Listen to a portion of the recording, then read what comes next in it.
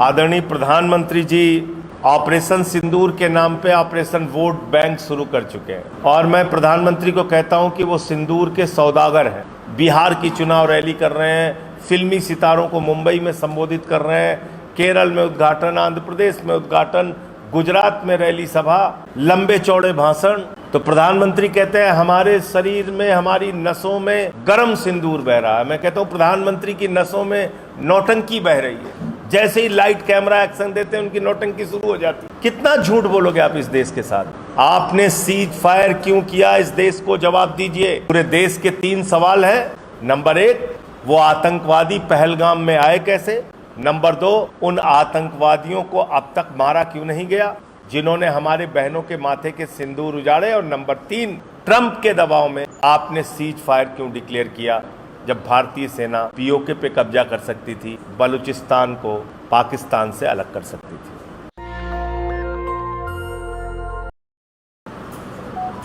पिछले कुछ दिनों से उत्तर प्रदेश में मीडिया में अपराध को लेके बहुत चर्चा हो रही है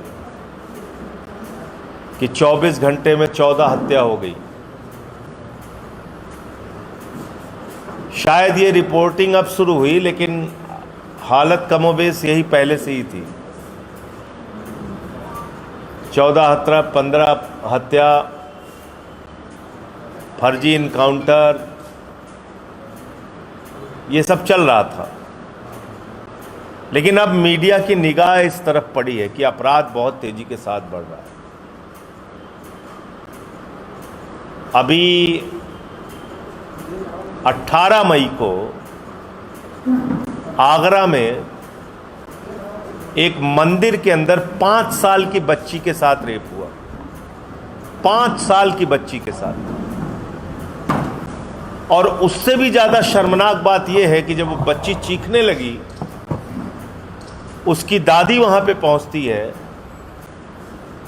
तो बलात्कारी दरिंदा जो था, जो उस बच्ची के साथ मंदिर में रेप कर रहा था, वो बलात्कारी दरिंदा उस बूढ़ी दादी को धक्का मार के चला जाता। फिर जब वो चीखती हैं, चिल्लाती हैं, तो लोग वहां पे इकट्ठा होते हैं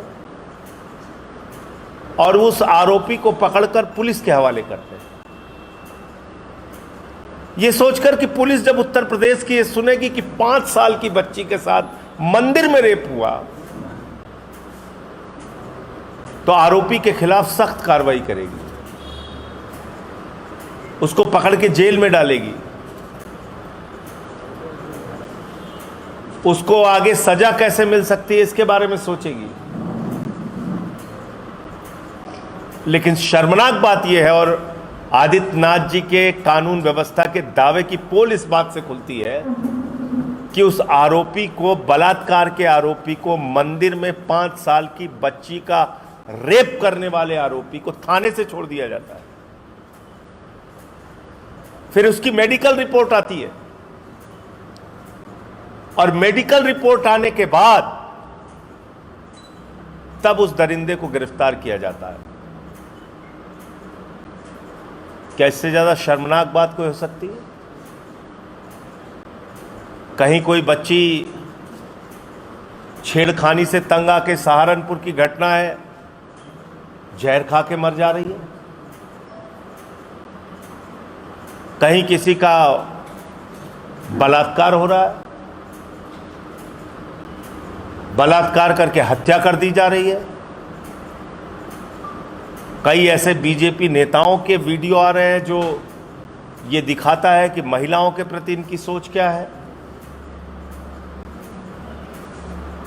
और कल जिस मामले में मैं गया था अलीगढ़, वो तो और ही रूह कंपा देने वाली घटना है। 4 मुस्लिम युवक गाड़ी से मीट लेके जा रहे हैं। कुछ लोगों ने उनको रोका, कहने लगे ये गौ मांस है। उन्होंने कहा ये गौ मांस नहीं है, हम अलीगढ़ की फैक्ट्री से मांस लेके आ रहे हैं। कहने लगे रसीद दिखाओ। उन्होंने रसीद दिखाई, रसीद उठा के फाड़ के फेंक दिया। उन्होंने, उन गुंडों ने रसीद उठा के फाड़ के फेंक दिया और कहने लगे ये गौ मांस है और मारना शुरू कर दिया। वो वीडियो आप सब मीडिया के मित्रों ने देखी होगी। इतना मारा, इतना मारा, इतना मारा, एक एक नौजवान के सर में 36-36 टांके लगे थे। मैं देख के आया कल अलीगढ़ में। शरीर पूरा लहूलुहान हो गया, पीटते रहे, मारते रहे। सुबह 9:15 बजे 112 नंबर की गाड़ी पुलिस की जा रही थी। उनमें से एक नौजवान चीख के भागा कि शायद पुलिस वाले हमारी मदद करेंगे। पुलिस वाले छोड़ के चले गए। फिर आधे घंटे के बाद आए, तब तक वहां 300-350 लोग इकट्ठा हो गए थे। सब मारपीट में लग गए थे। पुलिस वाले गाड़ी से उतार रहे हैं इन लोगों को कि उतरो, हटो यहां से। बहुत मुश्किल से किसी तरीके से वो लोग हॉस्पिटल पहुंचाए गए और अभी चारों का इलाज, कदीम, अरबाज, अकील और फिर एक और लड़के का नाम अकील था, चारों का इलाज अलीगढ़ में चल रहा है। हम क्या बताना चाहते हैं उत्तर प्रदेश को? हम क्या बनाना चाहते हैं उत्तर प्रदेश को? आपको गौ रक्षा के नाम पे गुंडागर्दी का लाइसेंस किसने दे दिया?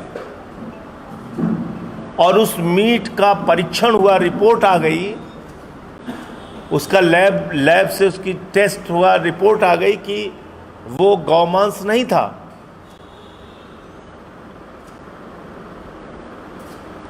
तो मुझे लगता है कि इस प्रकार से अगर गुंडागर्दी की पूरे प्रदेश में छूट दी जाएगी, और एक विष्णु शर्मा नाम के व्यक्ति को मेरठ में पीट दिया, यही गौरक्षा के नाम पे लोगों ने पकड़ के, संभवतः विष्णु शर्मा ही नाम था उसका, मैं अभी मेरठ का मामला है, वहां पे भी पीट दिया। तो ये जो गुंडागर्दी का लाइसेंस है गौरक्षा के नाम पे, ये किसने दिया? ये बीजेपी की सरकार ने दिया। तो अलीगढ़ के मामले में जो कुछ भी हुआ उसका फास्ट ट्रैक बना के, और ऐसे जितने भी मामले उत्तर प्रदेश में हैं जो फर्जी तरीके से गौमांस का झूठा आरोप लगा के लोगों को मारा पीटा गया है, उनका सबका एक फास्ट ट्रैक कोर्ट बना के ऐसे गुंडों के खिलाफ सख्त कार्रवाई और सज़ा उनको मिलनी चाहिए जो नज़ीर बने। और अलीगढ़ की घटना का संज्ञान उत्तर प्रदेश के मुख्यमंत्री को लेना चाहिए। प्रदेश में अपराध बहुत तेज़ी के साथ बढ़ रहा है। कानून व्यवस्था के बड़े बड़े दावे मुख्यमंत्री जी करते हैं, यहाँ डबल इंजन की सरकार है, लेकिन कानून व्यवस्था बद से बदतर होती जा रही है, नंबर 1। नंबर 2, इस वक्त पूरे देश में आदरणीय प्रधानमंत्री जी ऑपरेशन सिंदूर के नाम पे ऑपरेशन वोट बैंक शुरू कर चुके हैं। और मैं प्रधानमंत्री को कहता हूं कि वो सिंदूर के सौदागर हैं। और ये बात मैं इसलिए कहता हूं कि पहलगाम में 200 किलोमीटर तक आतंकवादी घुस के आए हमारी देश की सीमा में, हमारे बहनों के माथे के सिंदूर उजाड़े, 26 लोगों को मौत के घाट उतारा और वापस चले गए, अभी तक मिले नहीं। उन आतंकवादियों के खिलाफ अब तक कोई कार्रवाई नहीं हुई, वो मौत के घाट नहीं उतारे गए। और बगैर उन आतंकवादियों को मारे जिनके लिए आपने ऑपरेशन सिंदूर की शुरुआत की थी, आपने ट्रंप के दबाव में सीज फायर डिक्लेयर कर दिया। प्रधानमंत्री के लफ्फाजी के लंबे चौड़े बड़े बड़े भाषण हम लोग सुन रहे हैं, मन की बात में बोल रहे हैं, यहां रैली में ललकार रहे हैं, वहां रैली में ललकार रहे हैं। प्रधानमंत्री जी, रैली करने के लिए आपके पास बहुत फुर्सत है। एक दिन में 4-4 बार आप कपड़ा बदल रहे हैं। जो 4 बार कपड़ा बदलने में आपको टाइम लगता है प्रधानमंत्री जी, कम से कम उतना समय आप निकाल लेते जिन बहनों के माथे के सिंदूर उजड़े उनसे मिलने के लिए। आपके पास उतना भी वक्त नहीं मिला। बिहार की चुनाव रैली कर रहे हैं, फिल्मी सितारों को मुंबई में संबोधित कर रहे हैं, केरल में उद्घाटन, आंध्र प्रदेश में उद्घाटन, गुजरात में रैली सभा, लंबे चौड़े भाषण। तो प्रधानमंत्री कहते हैं हमारे शरीर में, हमारी नसों में गर्म सिंदूर बह रहा है। मैं कहता हूं प्रधानमंत्री की नसों में नौटंकी बह रही है। जैसे ही लाइट कैमरा एक्शन देते हैं उनकी नौटंकी शुरू हो जाती है। कितना झूठ बोलोगे आप इस देश के साथ? आपने सीज फायर क्यों किया, इस देश को जवाब दीजिए। जब भारत की सेना अपने बहादुरी और पराक्रम का परिचय दे रही थी, 9 आतंकी ठिकानों को मिटा दिया था। भारत की सेना के पास 21 आतंकी ठिकानों की जानकारी थी और पीओके पे कब्जा कर सकती थी भारतीय सेना। बलूचिस्तान को पाकिस्तान के नक्शे से अलग कर सकती थी, बांग्लादेश की तरह उसको अलग किया जा सकता था। ऐसे वक्त में ट्रंप के कहने पर आपने क्यों सीज फायर किया? पीओके पर कब्जा करने का मौका क्यों आपने गंवाया? देश को धोखा क्यों दिया? प्रधानमंत्री को यह बताना चाहिए। और ये ऑपरेशन सिंदूर के नाम पे सिंदूर की सौदागरी और वोट बैंक की पॉलिटिक्स आप बंद कीजिए प्रधानमंत्री। ये मैं आपसे कहना चाहता हूं। पूरे देश के 3 सवाल हैं। नंबर 1, वो आतंकवादी पहलगाम में आए कैसे?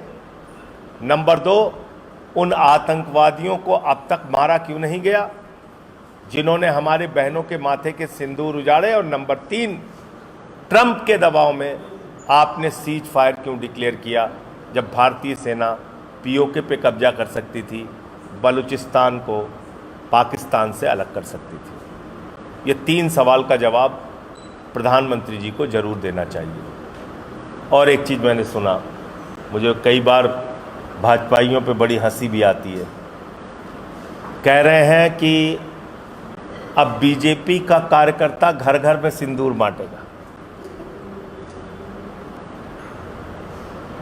बताइए, शर्म नहीं आती इनको? अरे भैया, सिंदूर का मतलब पता है आपको? एक महिला के लिए सिंदूर का मतलब है उसके पति के द्वारा उसके माथे में सिंदूर भरा जाता है। भाजपाइयों, इतनी तो समझ कर लो। कोई लुच्चा लफंगा जाके किसी के घर में सिंदूर दे के चला आएगा किसी महिला को? वो उसका सिंदूर अपने माथे में भर लेगी? अरे ऐसे बिना सिर पैर के कार्यक्रम बनाते हो, सोचते भी नहीं। भैया, सिंदूर भरता है पति अपनी पत्नी के मांग में। सिंदूर उसके माथे का गौरव है, सिंदूर उसका सम्मान है, सिंदूर उसका स्वाभिमान है। और भाजपाइयों की हालत तो क्या हो गई है इस समय पूरा देश देख रहा है। और कह रहे हो कि तुम्हारे कार्यकर्ता घूम घूम के सिंदूर बांटेंगे महिलाओं को। अजीब हाल है इन लोगों का। एक बड़ा दावा किया गया कि भारत दुनिया की 4थी बड़ी अर्थव्यवस्था बन गया है। अब इस दावे की हकीकत क्या है? पहली बात तो यह दावा गलत है। अरविंद विरमानी जो नीति आयोग के सदस्य हैं, अरविंद विरमानी जी ने इसका खंडन किया है और उन्होंने कहा है कि ये एक संभावना है कि 2025 के अंत तक अगर अर्थव्यवस्था की जो वर्तमान गति है ये गति कायम रही तो भारत जापान से आगे जा सकता है।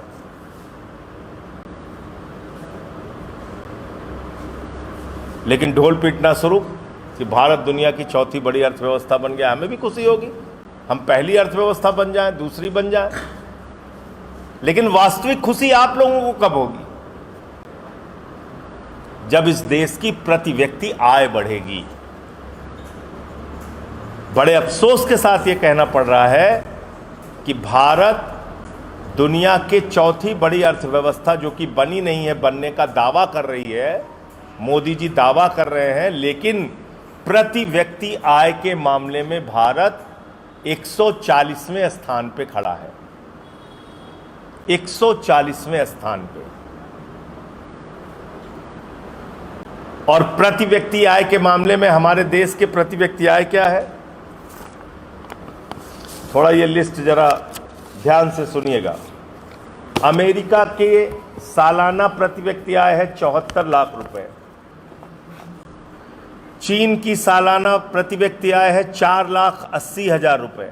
ऑस्ट्रेलिया की प्रति व्यक्ति आय है सालाना 51,50,000 रुपए। ब्रिटेन की है 41,20,000 रुपए। जापान, जिससे आप आगे निकलने का दावा कर रहे हैं, जापान की प्रति व्यक्ति आय है 27 लाख रुपए वार्षिक, 27 लाख रुपए सालाना। न्यूजीलैंड की प्रति व्यक्ति आय है 41 लाख रुपए सालाना। श्रीलंका की प्रति व्यक्ति आय है 3,30,000 रुपए। भूटान की प्रति व्यक्ति आय है 3,20,000 रुपए। सिंगापुर की प्रति व्यक्ति आय है 77,50,000 रुपए। दक्षिण अफ्रीका की प्रति व्यक्ति आय है 5,80,000 रुपए। लग्जमबर्ग की प्रति व्यक्ति आय है 1,21,00,000 रुपए। आयरलैंड की प्रति व्यक्ति आय है 1,18,00,000 रुपए। मकाओ की प्रति व्यक्ति आय है 1,04,00,000 रुपए। कतर की प्रति व्यक्ति आय है 98 लाख रुपए। यूएई की प्रति व्यक्ति आय है 80 लाख रुपए। स्विट्जरलैंड की प्रति व्यक्ति आय है 76 लाख रुपए। नॉर्वे की प्रति व्यक्ति आय है 68 लाख रुपए। डेनमार्क की प्रति व्यक्ति आय है 64 लाख रुपए।